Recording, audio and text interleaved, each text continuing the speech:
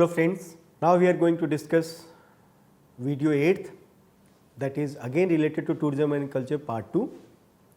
The first part related to tourism and culture we have discussed in the video 7th. In the video 7th we have discussed certain examples of international destinations. Now we are going to discuss tourism and culture part 2. After listening this video, you will learn the case study of Mexico and the views of a few Indian writers on the relationship between culture and tourism. In the previous video, we discussed case study of Spain, Indonesia and Greece.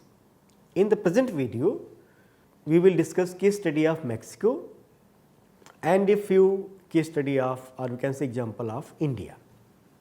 Let us see first Mexico. G. Evans' study of coastal tourism in Mexico is focused around a very important issue, that is the erosion of the culture, lifestyle and values of the indigenous Red Indian communities due to largely to the promotion of state sponsored mass tourism.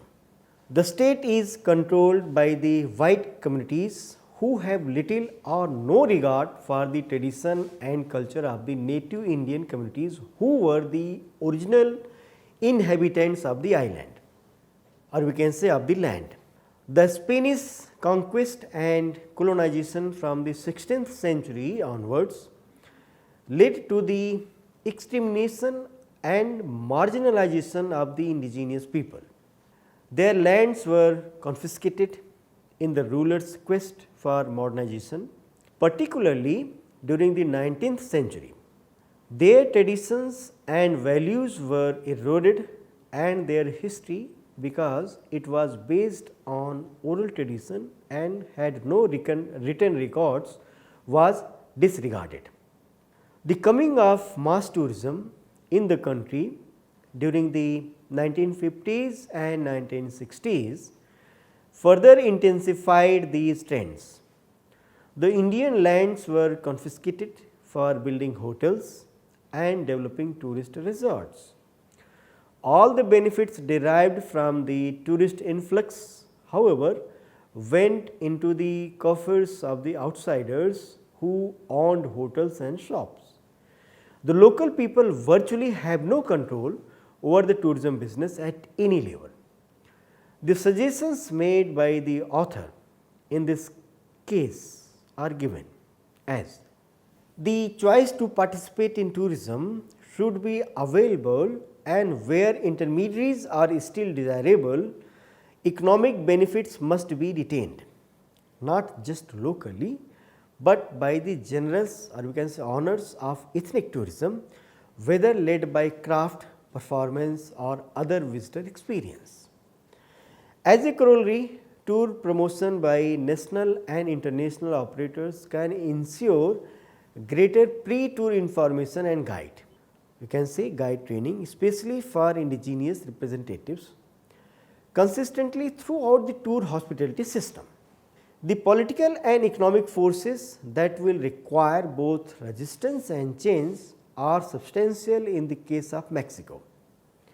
Indigenous populations risk being overridden by economic imperatives and resource exploitation, including mass and invasive tourism. The adaptation and survival of the Indian socio-culture to date is all the more remarkable for this, and therefore, tourism must learn from and mitigate these effects and render meeting grounds places for mutual respect and experience. In a nutshell, in the previous video and in the present video, we elaborated some international case studies. In order to sum up, we can say that in the foregoing account, we have basically analyzed 4 situations brought about by the interactions of the tourist with the local population. In case of Spain, faced with tourist onslaught on their most cherished and popular festival, the Elade, the people of Fuenterrabía withdrew and the festival lost its charm and meaning and became a purely staged event for the purpose of tourism. Now, see the Indonesia. In Indonesia, 2 tourist sites have been discussed. In the case of Tourza, we find that although the local people made and still make efforts to save their culture, they have in effect been completely swamped by the tourist invasion. They have definitely derived economic benefits and socio-political recognition, but they are very much in danger of losing their cultural identity and traditions. In Bali, however, the local cultures has proved more resilient. It has saved itself by the process of cultural evolution, which has reinforced the tradition just because that is what the tourists like. Moreover, the Balinese people distinguish between the demands of the tourist and those of their goods and have institutionalized this separation by making different objects for the tourist, which may involve making of some compromises in their traditional arts and crafts from what they make for their ritual offerings. In the case of village in Greece, we see that the lure of money has been so overpowering that the local population is willing to compromise on all aspects of their culture and values. However, they have been the beneficiary of the economic boom brought about by tourism. The Red Indians of Mexico have benefited neither economically nor culturally by the tourist encounter.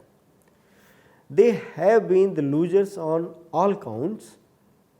In their case, it is phenomenon of internal and external colonialism used in by the state sponsored tourism. Their example can be true of many oppressed and marginalized communities in the third world countries. Now, let us discuss something about India also. As we know, India is being promoted as a major tourist destination by the planners and the policy makers. As a spokesperson of the tourism industry would say, it has everything to offer: mountains, seas, forest and wildlife, an ancient culture and modern facilities, a variety of festivals, fairs, dresses and costumes, aboriginal cave age tribals and 21st century elite.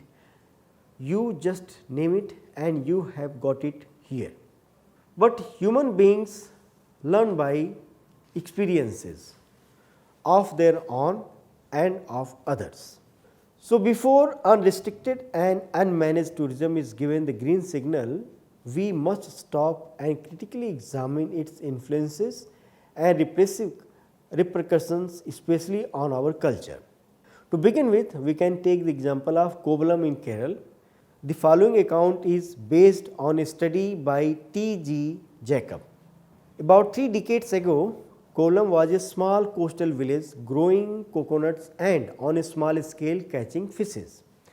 The economy was mostly sustained by selling copra oil and coir on products. The development of Kovalam as a tourist resort led to the constructions of hotels and influx of tourists whose number has been reached 1.4 lakhs nearly. Foreign tourists has caused an increase in the number of the domestic tourists also, many of whom come just to observe the half dressed or undressed white tourist on the beach. Prostitutions, both female and male, has accompanied the tourist and so have the drugs. Many people, youth, can be seen on and around the beach peddling drugs.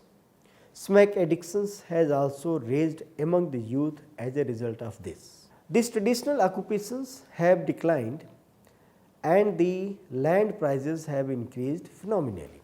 As a result, the land ownership has shifted to the outsiders who mainly use the land for professionalism and not for anything productive. This has pushed hundreds of families out of their traditional occupations. The benefits of tourism in terms of jobs and wealth have gone mostly to the outsiders and mostly the menial and low paid jobs are left to the Kovalams. Many unemployed youths have been unemployment in peddling the drugs. The only traditional occupation thriving under these circumstances is stone quarries. Land that once provided a steady and continuous income from agriculture has been permanently lost to quarrying, which gives quick and high returns. Deep, ugly pits scar the earth. With the growing demand for high quality Krishnashila stone, a large number of women and children displaced from their agricultural occupation now work in some quarries, breaking rocks in scorching sun or rain. They are paid a pittance for their labor as compared to agricultural wages. Their poverty, it would seem, is yet another sightseeing attractions for tourists. It therefore becomes quite clear that tourism is not such an unmixed blessing as it is made out to be by many who plan and profit by it. The pursuit of money has led to degradation of culture and environment. It has not helped the local people much, even in terms of their acquiring wealth by serving the tourist at various levels. A meaningful development of the traditional occupations and industries might probably have done more in terms of generating employment. In another study, A.G. Krishna Menon has addressed the problems and dilemma faced by cultural tourism in India today. We are reproducing extracts here, that is verbatim. The other part of the mindset is clearly evident in the obsession of the policymakers display for increasing foreign exchange earnings through the promotion of tourism. All the pious concerns for socio-economic development, notwithstanding the tourism policy of the government, is almost entirely predicated on this criteria. Thus, we find in practice tourism in India is more considerate to the welfare of the foreign tourist than the well-being of the local population. Not surprisingly, therefore, there is increasing evidence in tourism literature that the general social and economic well-being of society deteriorates with increasing tourism. Effects of this phenomenon can also be gauged by the protest movements mounted by grassroots organizations. For instance, in Goa, to actively campaign against tourism development. Thus, we are confronted with the great dilemma of cultural tourism in our country. The most abundant tourism resource may be unexploitable. Why is this so? There could be several readings of this situation, but one reading concerns the right of the collective, the government, to arrogate to itself the power to exploit local cultures. This backlash of popular sentiment is, of course, part of a worldwide trend towards local self-expression and promotion of local culture identities. Any policy which is perceived to threaten or compromise these local identities is fiercely resisted. Inevitably, cultural tourism is perceived to be such a threat by local societies. The author continues verbatim, with this background, the position of culture in the process of cultural tourism can be viewed as both protagonist and victim, at once so strong and pervasive as to have survived millennia and yet so vulnerable to encroaching alien forces unleashed through modern tourism. The greater tragedy of this situation is that the tourism in a developing society such as ours is really the thin edge of the wedge of modernization, that is modernism.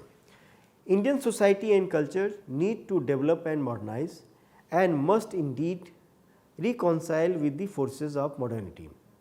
In the absence of other development initiatives, tourism is often in places like Jaisalmer and Goa, Simla and Ooty, the prime agent for economic, social and cultural change. It becomes a matter of great concern, therefore, if tourism were to accomplish this adjustment by transforming essence of Indianness in order to achieve any degree of success. Obviously, there is need to rethink the proposition and make the imperatives of local cultures determine the parameters of tourism strategy. rather than the other way around as it is done at present. Again verbatim quoted here. Seen in this light, the formulation of the tourism policy becomes daunting challenge, one that cannot be accomplished by marketing one's cultural asset. The whim and will of marketing strategist quite often an advertising agency are celebrating its success on the basis of economic parameters such as the quantum of foreign exchange earned. Tourism policy must be developed with greater considerations for ground realities and its impact on local cultures. It needs to be formulated by interdisciplinary teams of social scientists including economists and marketing strategists rather than the present team of generalist administrators relying on foreign expertise. Again, author says that verbatim, it is on account of such foreign expertise that India's tourism policy reacts to foreign demand rather than cater to indigenous needs. It is demanded and strategists seek to emulate foreign models to meet this demand. The models they have in mind are such success like the beach resorts of Bali or Thailand and of course Disneyland. Unfortunately, this overt bias to follow foreign models substitutes as tourism policy. This process of serving foreign needs on their terms recreates old colonial structures in the relationship between the visitor and the host community. Culturally loaded images are casually used in tourism promotion literature to entice foreign tourists. Rajasthan is martial, Khajuraho is romantic and Goa is fun, frolic, festivals and feni. The tragedy that such insensitivity can result in is evident in the state of the tourism industry of Southeast Asia. A success at a financial level, but an unmitigated disaster at the social and cultural level. So, in the last, by studying above examples, we can say that the more important thing now is to devise ways to save the local culture from the tourist invasions. The resilience which many cultures display saves them from being overwhelmed by this mixed cross-cultural influences. But those which are more receptive very soon face the danger of gross distortions. In a country like India with dense population and varied cultures, the tourism cannot really solve the problems of unemployment and may instead create severe pressures at the social and cultural levels, thereby increasing tensions in many areas. The policymaker and planners therefore must be wary of uncritically and unrestrainedly extending tourism to all regions of the country. That is the only way by which the economic benefits can coexist with cultural conservation. Thank you.